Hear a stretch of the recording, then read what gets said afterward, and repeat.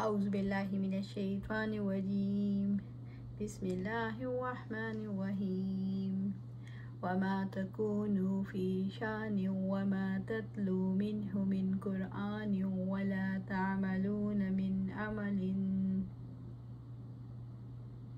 عمل إلا كنا عليكم شهودا إذ تفيضون فيه وما يعزب عن ربك من مثقال ذرة في الأرض ولا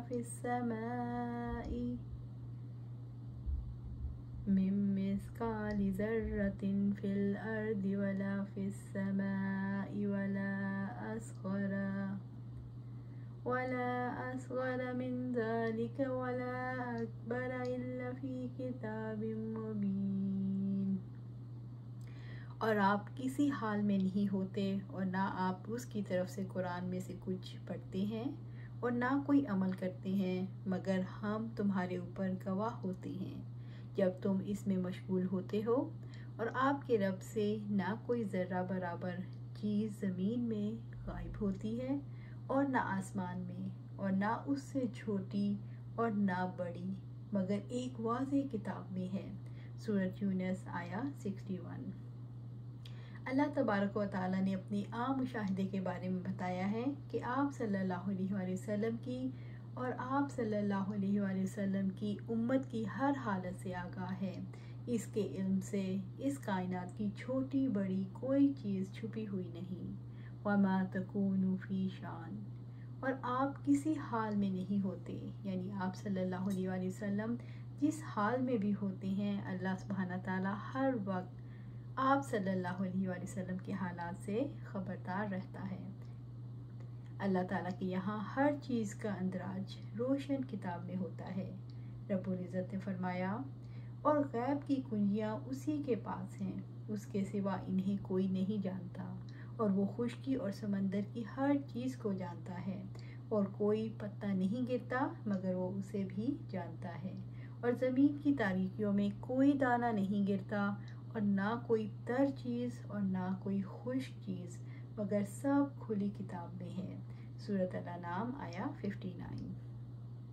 اللہ تعالیٰ کائنات کی ہر چیز کی ہر حرکت اور ہر حالت سے باخبر ہے، جیسا کہ رب العزت نے فرمایا، زمین میں چلنے والا کوئی جاندار نہیں مگر اس کا رزق اللہ تعالیٰ کے ذمہ ہے، اور وہ اس کے ٹھہرنے کی جگہ کو بھی جانتا ہے، اور اس کے سونپے جانے کی جگہ کو بھی، سب کچھ ایک واضح کتاب میں ہے۔ سورۃ ہود آیا 6۔ اس ضمن میں اللہ تعالیٰ انہیں دائمی مراقبے کی دعوت دیتا ہے۔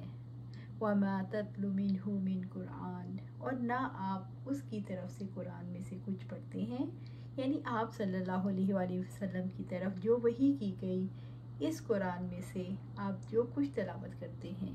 وَلَا تَعْمَلُونَ مِنْ عَمَلٍ، اور نہ کوئی عمل کرتے ہیں، یعنی کوئی بھی عمل خواہ چھوٹا ہو یا بڑا۔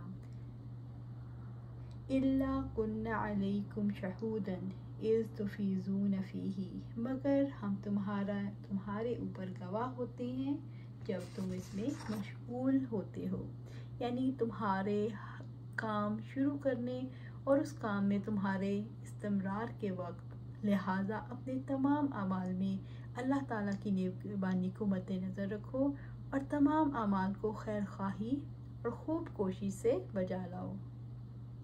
جو امور اللہ تعالیٰ کو ناپسند ہیں ان سے بچو، کیونکہ اللہ تعالیٰ تمہارے تمام باطنی اور ظاہری امور سے آگاہ ہے۔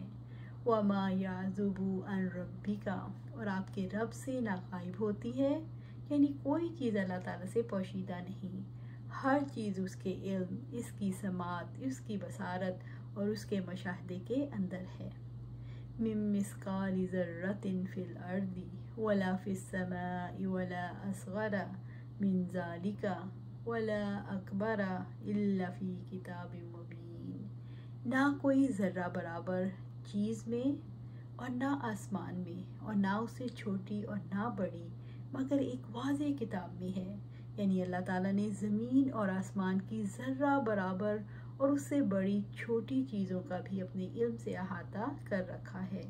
اس نے ہر چیز کو قلم سے تحریر کروا رکھا ہے۔ کوئی چیز اللہ تعالیٰ کی تقدیر سے باہر نہیں۔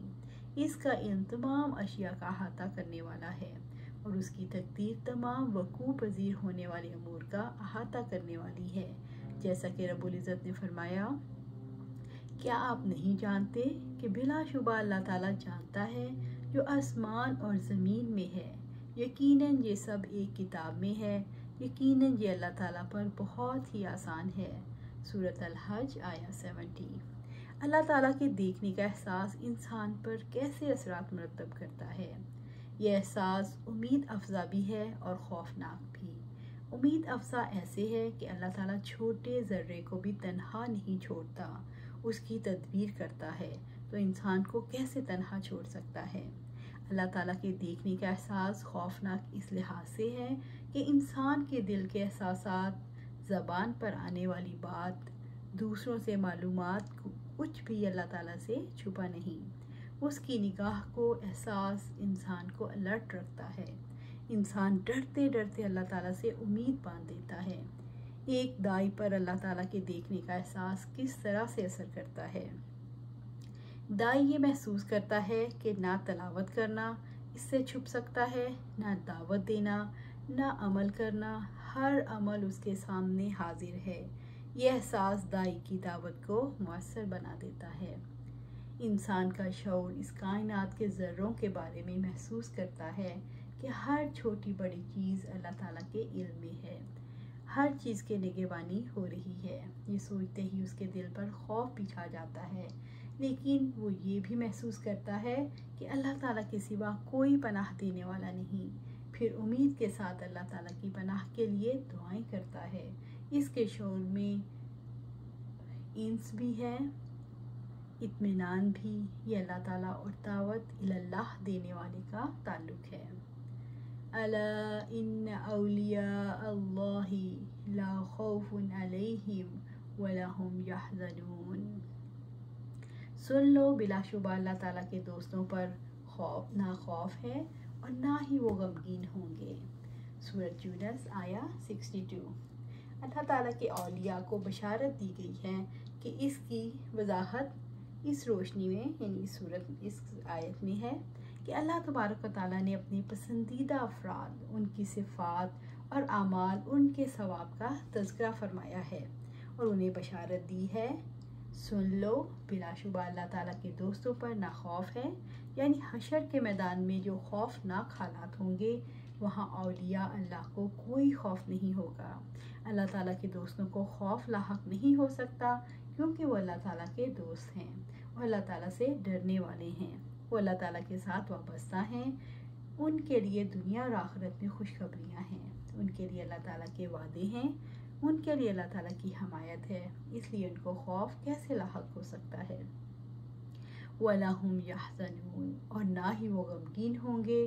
اولیاء اللہ کو اپنی گزشتہ اعمال پر کوئی غم نہیں ہوگا۔ رب العزت نے فرمایا، انہیں بڑی گھبراہٹ غمگین نہ کرے گی اور فرشتے ان کے استقبال کو آئیں گے۔ یہ ہے تمہارا وہ دن جس کا تم وعدہ دیے جاتے تھے۔ سورۃ الانبیاء آیہ 103۔ ولی کے لغوی معنی قریبی ہیں اور اولیاء اللہ سے مراد خالص مومن ہیں، گویا کہ وہ اللہ سبحانہ تعالیٰ سے اپنی اطاعت اور نافرمانی سے اجتناب کی وجہ سے قریب ہیں۔ عبداللہ ابن مسعود رضی اللہ تعالیٰ عنہ اور عبداللہ بن عباس رضی اللہ تعالیٰ عنہ اور بہت سے سلف صالحین فرماتے ہیں کہ اولیاء اللہ وہ ہیں جن کا چہرہ دیکھنے سے اللہ تعالیٰ یاد آ جائے۔ علماء نے لکھا ہے کہ ولایت کی ایک نشانی یہ ہے کہ ولی مستجاب الدعوات ہوتا ہے، یعنی اللہ تعالیٰ اس کی دعا کو قبول کرتا ہے۔ رسول اللہ صلی اللہ علیہ وسلم فرماتے ہیں، اللہ تعالیٰ کے بعض بندے ایسے بھی ہیں جن پر انبیاء اور شہداء بھی رشک کریں گے۔ لوگوں نے پوچھا، یا رسول اللہ صلی اللہ علیہ وسلم وہ کون ہیں؟ ہمیں بتائیے تاکہ ہم بھی ان سے الفت اور محبت رکھیں۔ آپ صلی اللہ علیہ وسلم نے فرمایا، یہ لوگ ہیں جو صرف اللہ تعالیٰ کے دین کی وجہ سے آپس میں محبت رکھتے ہیں، مالی فائدے کی وجہ سے نہ رشتہ داری اور نہ نسب کی بنا پر، صرف اللہ تعالیٰ کے دین کی وجہ سے ان کے چہرے نورانی ہوں گے، سب کو ڈر خوف ہوگا، لیکن یہ بالکل بے خوف اور محض نہ ڈر ہوں گے۔ جب لوگ غم زدہ ہوں گے یہ بے غم ہوں گے۔ پھر آپ صلی اللہ علیہ وآلہ وسلم نے یہ آیت تلاوت فرمائی۔ آپ صلی اللہ علیہ وآلہ وسلم نے فرمایا، ارشاد خداوندی ہے، جس نے میرے کسی ولی سے عداوت کی، میرا اس سے اعلان جنگ ہے، اور بندہ میرا سب سے زیادہ قرب فرائض کی ادائیگی کے ذریعے سے حاصل کرتا ہے، نیز بندہ نفلی عبادات کے ذریعے میرا قرب حاصل کرتا رہتا ہے، یہاں تک کہ میں بھی اس سے محبت کرنے لگتا ہوں، اور جب میں اس سے محبت کرتا ہوں تو پھر اس کا کان بن جاتا ہوں جس سے وہ سنتا ہے، اس کی آنکھ بن جاتا ہوں جس سے وہ دیکھتا ہے، اس کا ہاتھ بن جاتا ہوں جس سے وہ پکڑتا ہے، اور اس کا پاؤں بن جاتا ہوں جس سے وہ چلتا ہے، یعنی میری توفیق سے اس کے اعضاء و جوارے میری مرضی کے مطابق کام کرنے لگ جاتے ہیں۔ اللہ سبحانہ تعالیٰ سے دعا ہے ہمیں بھی انہی ولی اللہ میں شامل کر دے جس کے بارے میں ارشاد خداوندی ہے۔ اللہ سبحانہ تعالیٰ اللہم اجعلنا منہم۔ الذین آمنوا وقانوا یتقون، جو لوگ ایمان لائے اور وہ اللہ تعالیٰ سے ڈرتے تھے۔ سورۃ یونس آیہ 63۔ اللہ تعالیٰ کی اولیاء کی پہچان ایمان اور تقوی ہے۔ اللہ تعالیٰ نے اپنے اولیاء کا تعارف کراتے ہوئے فرمایا، الذین آمنوا، جو لوگ ایمان لائے، یعنی جو اللہ تعالیٰ، اس کے فرشتوں، اس کی کتابوں، اس کے رسولوں، یوم آخرت اور اچھی بری تقدیر پر ایمان لائے، وقانوا یتقون، اور وہ اللہ تعالیٰ سے ڈرتے تھے، یعنی جنہوں نے اللہ تعالیٰ سے ثواب کی امید رکھ کر اس کی فرما برداری کی، اس کے عذاب کے خوف سے، اس کے نواہی سے اجتناب کیا، اور اپنے ایمان کے دعوے کو سچ ثابت کیا۔ اولیاء اللہ کے لیے ایمان اور تقوی کی شرط ہے۔ تقوی والا مومن ہی اللہ تعالیٰ کا ولی ہو سکتا ہے، اور بے ایمان وغیرہ پارسا ولی نہیں ہو سکتے، اگرچہ ولایت کا دعویٰ کرتا ہے۔ نبی صلی اللہ علیہ وسلم نے فرمایا کہ تو اللہ تعالیٰ کی حرام کی ہوئی چیزوں سے بچ، ایسا کرنے سے تو دوسروں سے بڑھ کر عبادت گزار ہوگا۔ تقویٰ دراصل سنت کی اتباع کے ساتھ آتا ہے، اور اتباع کرنے والا ہی اللہ تعالیٰ کا ولی ہے۔ انس بن مالک رضی اللہ تعالیٰ عنہ بیان کرتے ہیں کہ 3 حضرات نبی صلی اللہ علیہ وآلہ وسلم کی ازواج مطہرات کے گھر کی طرف آپ صلی اللہ علیہ وسلم کی عبادت کے متعلق پوچھنے آئے۔ جب انہوں نے آپ صلی اللہ علیہ وسلم کا عمل بتایا گیا تو جیسے انہوں نے اسے کم سمجھا اور کہا، ہمارا نبی صلی اللہ علیہ وسلم سے کیا مقابلہ، آپ صلی اللہ علیہ وسلم کی تو تمام اگلی پچھلی لغزشیں معاف کر دی گئی۔ ان میں سے ایک نے کہا، آج سے میں ہمیشہ رات بھر نماز پڑھا کروں گا۔ دوسرے نے کہا، میں ہمیشہ سے روزے سے رہوں گا، کبھی ناغہ نہیں ہونے دوں گا۔ تیسرے نے کہا، میں عورتوں سے جدائی اختیار کر لوں گا اور کبھی نکاح نہیں کروں گا۔ پھر نبی صلی اللہ علیہ وسلم تشریف لائے اور ان سے پوچھا، کیا تم نے ہی یہی باتیں کہی ہیں؟ سن لو، اللہ تعالیٰ کی قسم، میں اللہ رب العالمین سے تم سب سے زیادہ ڈرنے والا ہوں، میں تم سب سے زیادہ پرہیزگار ہوں، لیکن میں اگر روزہ رکھتا ہوں تو افطار بھی کرتا ہوں، رات میں نماز بھی پڑھتا ہوں اور سوتا بھی ہوں، اور میں عورتوں سے نکاح کرتا ہوں۔ جس نے میرے طریقے سے بے رغبتی کی وہ مجھ میں سے نہیں۔ لَهُمُ الْبُشْرَى فِي الْحَيَاةِ الدُّنْيَا وَفِي الْآخِرَةِ لَا تَبْدِيلَ لِكَلِمَاتِ اللَّهِ ذَلِكَ هُوَ الْفَوْزُ الْعَظِيمُ۔ ان کے لیے دنیا کی زندگی میں بھی اور آخرت میں بھی خوشخبری ہے، اللہ تعالیٰ کی باتوں میں کوئی تبدیلی نہیں، یہی بہت بڑی کامیابی ہے۔ سورۃ یونس آیہ 64۔ اولیاء اللہ کے لیے دنیا کی زندگی میں اور آخرت میں خوشخبری ہے۔ رب العزت نے اس کی خبر دیتے ہوئے فرمایا، لَهُمُ الْبُشْرَى، ان کے لیے خوشخبری ہے، ان کے لیے قرآن کریم میں جنت کی بشارت ہے، اور موت کے وقت اور سچے خوابوں سے جو دیکھتا ہے، یا آپ کے لیے خواب دیکھو، آپ ان کے لیے خواب دیکھو۔ فی الحیات الدنیا، دنیا کی زندگی میں بھی، دنیا میں بشارت سے مراد اچھا تذکرہ، ایمان والوں کے دلوں میں محبت، سچے خواب، اعمال صالح اور اخلاق کے راستوں کا آسان ہونا اور بندے کو اخلاقی خرابیوں سے پاک کرنا۔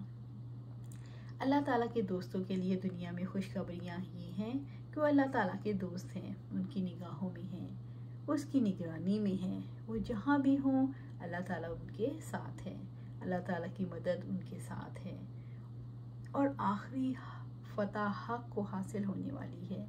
وفی الآخراتی، اور آخرت میں بھی، آخرت کی بشارتوں میں سے پہلی بشارت موت کے وقت دی جاتی ہے، جیسا کہ اللہ تعالیٰ نے فرمایا یقیناً جن لوگوں نے کہا اللہ تعالیٰ ہمارا رب ہے پھر وہ ثابت قدم رہے، ان پر فرشتے اترتے ہیں کہ نہ ڈرو اور نہ غم کرو، اور اس جنت کی بشارت سے خوش ہو جاؤ جس کا تم سے وعدہ کیا جاتا تھا۔ دوسری قبر میں اللہ تعالیٰ کی رضا اور ہمیشہ رہنے والی جنتوں کی نعمتوں کی، اور تیسری قیامت کے دن عذاب سے نجات اور جنت میں داخلے کی بشارت۔ اس بشارت سے کیا مراد ہے؟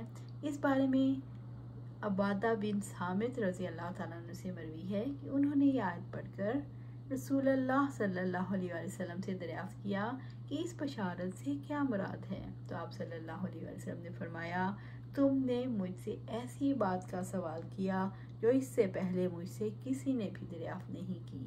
پھر فرمایا اس سے اچھی خوابیں مراد ہیں جنہیں آدمی خود دیکھ لے یا اس کے لیے دیکھ لی جائے۔ سبحان اللہ۔ ابو ذر رضی اللہ تعالیٰ نے عرض کیا یا رسول اللہ صلی اللہ علیہ وسلم، ارشاد فرمائیے ایک شخص کوئی خیر کا کام کرتا ہے اور لوگ اس پر اس کی تعریف کرتے ہیں، اس کی وجہ سے اس کا ثواب ختم تو نہیں ہو جاتا جبکہ اس نے وہ عمل اللہ تعالیٰ کے لیے کیا ہے؟ آپ صلی اللہ علیہ وسلم نے فرمایا یہ تو مومن کے لیے ایک بشارت ہے جو اسی دنیا میں اسے مل گئی۔ سبحان اللہ۔ ایک طویل حدیث اور ما بعد الموت کے احوال کے بارے میں مروی ہے، اس میں موت کے وقت اللہ تعالیٰ کی رضامندی کی بشارت کا ذکر ہے، نیز قبر میں بشارت دیے جانے کا ذکر بھی ہے۔ وَلَا تَبْدِيلَ لِكَلِمَاتِ اللَّهِ، اور اللہ تعالیٰ کی باتوں میں کوئی تبدیلی نہیں، اللہ کی باتوں یعنی اللہ کے وعدوں میں کوئی تبدیلی نہیں، جو وعدے فرماتے ہیں وہ سب پورے ہوں گے، جو بشارتیں دی ہیں وہ سچی ہیں، ان کے مطابق انعام دیا جائے گا۔ اللہ تعالیٰ نے جو وعدہ کیا ہے وہ حق ہے جس میں تغیر و تبدل ممکن نہیں، کیونکہ وہ اپنے قول میں سچا ہے، اس کی مقرر کی ہوئی قضاء و قدر میں کوئی شخص اس کی مخالفت نہیں کر سکتا۔ اسی میں مومنوں کو جنت کی بشارت بھی شامل ہے۔ وَمَا يُبَدَّلُ الْقَوْلَ لَدَيَّ وَمَا أَنَا بِظَلَّامٍ لِلْعَبِيدِ، نہ میرے پاس کوئی بدلی جاتی ہے، نہ میرے پاس بات بدلی جاتی ہے، اور میں اپنے بندوں پر ہرگز ظلم ڈھانے والا نہیں ہوں۔ سورۃ کہف آیا 29۔ ذَلِكَ هُوَ الْفَوْزُ الْعَظِيمُ، یہی بہت بڑی کامیابی ہے، کیونکہ یہ تمام محظورات سے نجات اور ہر محبوب چیز کے حصول میں ظفر یابی پر مشتمل ہے۔ اللہ تعالیٰ نے فوز کو حصر کے ساتھ بیان کیا ہے، کیونکہ فوز و فلاح اہل ایمان اور اہل تقوی کے سوا کسی کے لیے نہیں۔ اس کا محاصل یہ ہے کہ بشارت ہر خیر و ثواب کو شامل ہے جس کو اللہ تعالیٰ نے دنیا اور آخرت میں ایمان اور تقوی پر مرتب فرمایا ہے۔ الفوز سے دوزخ سے نجات اور جنت میں داخلہ ہے۔ حق کی دعوت دینے والا کس ماحول میں اللہ تعالیٰ کی خوشخبریوں پر، آخرت کی کامیابی پر یقین کرتا ہے؟ دعوت دینے والا مخالف ماحول میں اپنے آپ کو پوری طرح سے دعوتی عمل میں شامل کرتا ہے تو اللہ تعالیٰ کے وعدوں پر اسے یقین آتا ہے۔ حق کی دعوت دینے والا جب حق کے دلائل دیتا ہے اس کے اپنے عزیز تک اس کے خلاف اٹھ کھڑے ہوتے ہیں، معاشرے میں اس کے خلاف پروپیگنڈے ہوتا ہے، مخالفانہ کارروائیاں ہوتی ہیں۔ جب مخالفین خود کو کامیاب سمجھتے ہیں تو مخالفین کے بے دلیل ہو جانے سے داعی کو اللہ تعالیٰ کے وعدوں کا یقین آتا ہے کہ اللہ تعالیٰ میرے ساتھ ہے، اور دنیا میں امتحان ہے. جلد ہی یہ صورتحال بدل جائے گی اور آخرت میں بے فکری سے زندگی گزارنے کا موقع ملے گا. نہ وہاں کوئی غم ہوگا اور نہ ہی کوئی خوف ہوگا اور نہ ہی کوئی پچھتاوے اور حسرتیں. سچی عزت ہوگی، پاکیزہ زندگی اور رب کی رضا جو سب سے بڑی کامیابی ہے. اللہ سبحانہ تعالیٰ ہمیں کامیاب کرے اور اللہ سبحانہ تعالیٰ کی رضا ہمیں حاصل ہو اور آپ صلی اللہ علیہ وسلم کا دیدار نصیب ہو اور اللہ سبحانہ تعالیٰ کا دیدار نصیب ہو. اللہ سبحانہ تعالیٰ سے دعا ہے کہ ہمیں قرآن و سنت کے مطابق زندگی گزارنے کی توفیق عطا فرمائے اور اس پر ہمیں ثابت قدم رکھے. آمین یا رب العالمین.